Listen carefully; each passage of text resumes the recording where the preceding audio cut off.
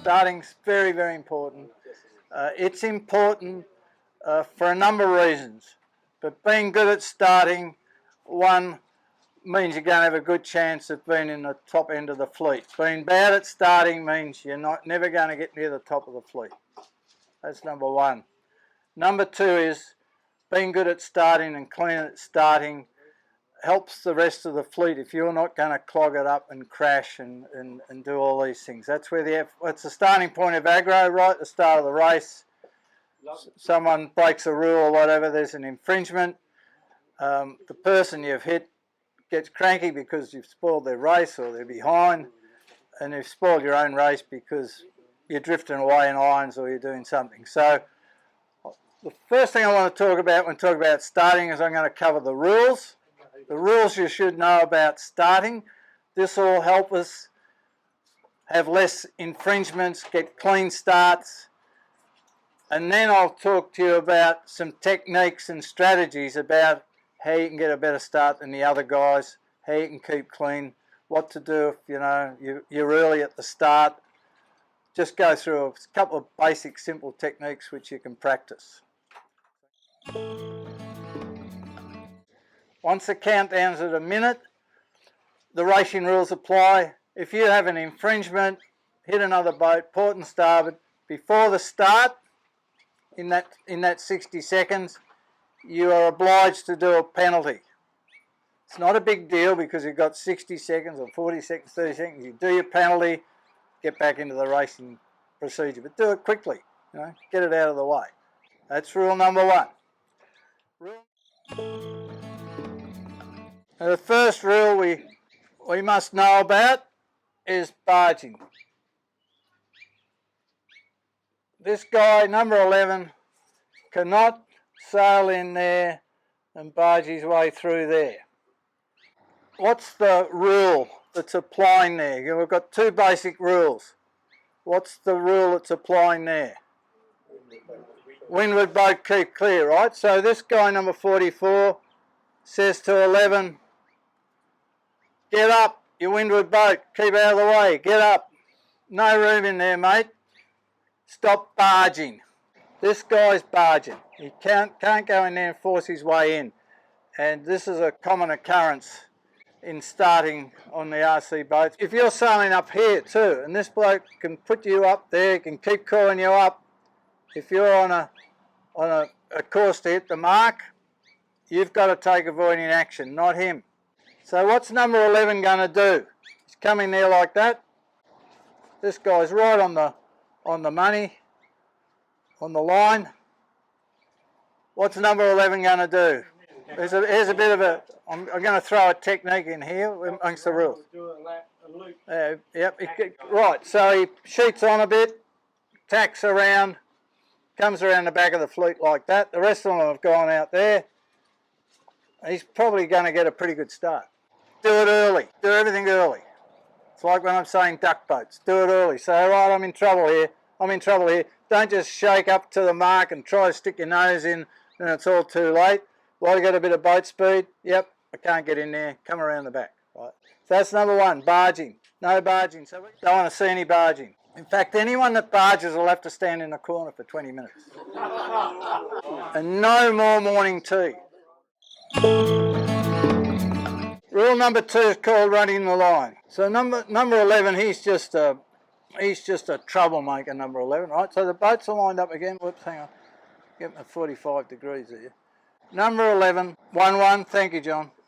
I do that every week just to test you. 1-1 gets there early. All these other boats are sitting, sails flapping. He decides he's going to be early. So he says, oh, look, I'll just come right down there and I'll stay this side of the line and I'll just clip every bow there and I'll have a great time. I reckon I can hit 5 boats before the gun goes and then I'll just sail off like that, right? That's called running the line. It's a no-no. These are the 2 things that cause all the angst at starting.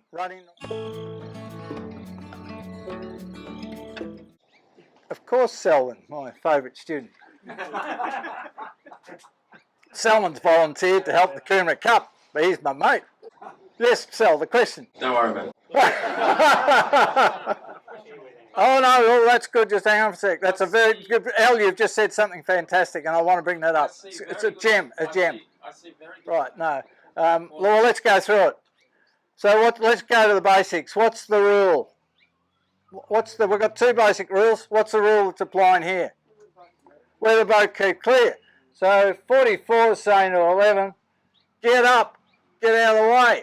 Stop running the line. 11 keeps going. He has boat contact. He's got a penalty. Or if 44 has to go down to avoid him. Don't have to have the contact. So he goes down there, and he's made boats manoeuvre out of his way, or he's touched them. He's got to do a penalty. Right? So let's come back here. This is what sometimes I do this. You'll see there's a good one of Brad Gibson doing this in one of the World Championships, right? He's up here. It's a bit before the gun goes. He says, no, I'm here so I can't get behind the fleet. I'm going to sail right out around there and come and duck in there. He can do that. As long as he's not causing them, as long as he's not breaking that rule of where the boat keep clear, as long as he is keeping clear. He can cross the line and come back over. He can dip back into the line, yep, he can. You can dip back into the line. Starting before the, Hey? that wouldn't be classed as starting before the... No, you've just got to be behind the line when the gun goes. Unless it's in the sailing instructions. Unless it's in the... Oh, Al, you're a complicated man. Unless it's in the sailing instructions, or sometimes if there's a general recall, I'll say it's code flag I, and that means that you can't dip the line. If you go above the line, you've got to come around the end. So we were doing handicap racing the other day down the harbour, and I'm starting by myself. I won't tell you whether I was at the front or the back. So I'm waiting for the countdown, and I'm up here, right? And I've got 5 or 10 seconds to go. So I just sailed down the line like that. And Basil says to me, "Oh, you can't run down the line, Russell." I said, "No, you can run down the line as long as you're keeping clear of all the other boats and you're not causing infringements." And there weren't any other boats because I was starting by myself. So you can run the line. To your point, Al, you can run the line if you want to. You can go anywhere you like if you want to, as long as you don't break the rules and you give way to the boats that you have to give way to. And what we're talking about here is where the boat keep clear. And if everyone's lined up like that, and this guy's the weather boat, he's got to keep clear. He can sail right out there if he wants to and come back around. He can come right out here and go around there. As long as he's not forcing these boats to change position because they've got right over him. You okay with that? I see lots of people nodding. Yep. I'm feeling good. Hey? Hey? Feeling happy. Yep. Okay, they're very important. No barging. Yes. Please practice your starts by lining up here and no barging. Don't want to see anyone coming in like that. If you're too late there, then you're going to come out and go around. Or the other thing you can do in this case here is if you're here, you're coming up here, just let your sheets off. Let the fleet go away from you and tuck in behind that guy. That's why you're practicing stopping your boat and letting it go backwards and letting it drop away. You've got to practice all this slow motion stuff, you know, the really, really slow movements, so you've got your boat control. It'll only come with practice. Yeah, this is the other thing you guys are doing. You're starting on starboard, you're all having a great time, and number 11 says, "Oh, I think I'll go on to port," and he just goes whack like that. I've seen it on the videos. Jeremy and I, we're laughing, saying, "How does that work?" And then this bloke crashes into him, and then there's 5 of you, they're all dancing around.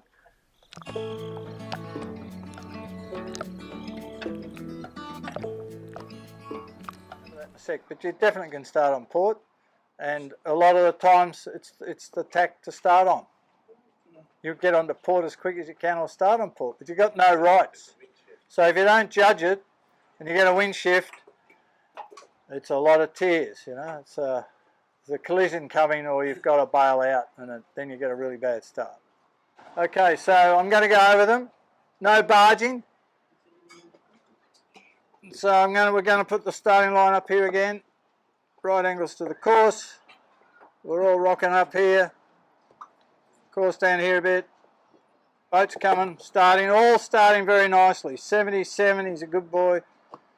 44 is a good girl in the pink. Right. This dude's coming down like that. What's he doing? Barging. Oh yeah, barging. Yeah, he's barging. Picked it up. He's barging. And he can't do it. And 7-7, what's he saying? Keep up 1-1. Keep up 1-1. Weather boat, keep clear. But your normal terminology is keep up 1-1. Some use a few stronger words, but keep up 1-1 will do the job. Keep up 1-1. No room in there. You're barging. And if he keeps coming, say you're barging. You got, because it's in your interest. We're talking about talking. It's within your interest to get him to go away. Because if you don't say and he keeps coming, guess what he's going to do? He's going to keep coming. He's going to hit you. He's going to hit the mark. He might get his keel around the mark. He's going to make a hell of a mess. And your day, you're not going to get a good start. He might push you down onto this bloke, and he'll start yelling at you. All right, that's barging. No barging. No barging in the beginners to winners class. We've got to get that out of our... Now the other one is, the line's out here just a little bit further. This guy gets here early, and he starts to do that. What's that called, Basil? Running the line. Oh, Basil. I missed that bit.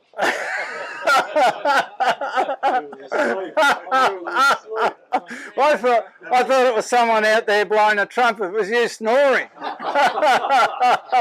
Oh dear. Basil, we're all lined up here. Number 11's a bit early and he starts to go down there. What's he starting to do? What's he doing? No, he's running the line. He's running the line. He's trying to take the noses off him. No running the line. So, what's this guy going to do? He's there early. We've got 10 seconds to go and he's up here. He's almost on the line. These other blokes are just sitting there nicely. What's he going to do? What's 1-1 going to do? Good on you, Basil. He's going to sail out here. He's going to sheet on, get up speed so he can come around and tack and jibe, and then he's going to come back behind there. By that time, the gun's probably gone. This guy will be here. These guys will be out here. Just remember, this guy can't tack onto port while he's got boats to weather of him. And he'll start behind there. And if he's really good, he might even start right on there. And then he can tack off that way if he wants to. He's free. This is a much better start than trying to put your nose in there. He's not constrained by anyone. He's up here. He's going to have the weather position. He can tack away or he can run across the top to weather. 15, 10, 9, 8, 7, 6, 5, 4, 3, 2, 1, start. 5, Turn the early start where you're thinking, I'm going to barge, I'm going to do that. Turn that into advantage. And you don't have to go that side of the mark. He can come up above the mark and go up round like that. So that's the first thing I'd like you to try doing today. If you start to get trapped up there, and these boats are, they're up there, and you can see you're going you can't get around that mark without barging, then try that one. If you're over the start, it's called OCS on the course side. The start line's on the course side of the buoys. That's start line. And if it's the finishing line, just answering the question, when some of you are volunteers and you're doing the finishing, finish line's the course side. It's always the coarse side. Geez, we're learning a lot, aren't we? Hey? Oh, I just love it. It's so exciting. Right. So what are you going to do? Here's another scenario. Look at this. Coming to the start. We're hooking up here on starboard. We're about 45 degrees to the wind. This is meant to be at right angles, right? Ideal. Wind shifting all the time, so it's never perfect. Okay, now number 77. Oh, he's got his nose out there. 10 seconds to go. He's tried to slow the boat up. It's not working for him. What's he going to do? Go up and around. Right, so he's got to get there early. He's got to use his experience. So I'm getting there early. If he leaves it too late, he can't go anywhere. He's just going to get driven across the line because he can't go anywhere. You pull your sheets on, accelerate and say, where are the most boats? Or where's the best way for me to go? Pull your sheets on, shoot up there and just get out of the way. Just get clear of the fleet, then come around.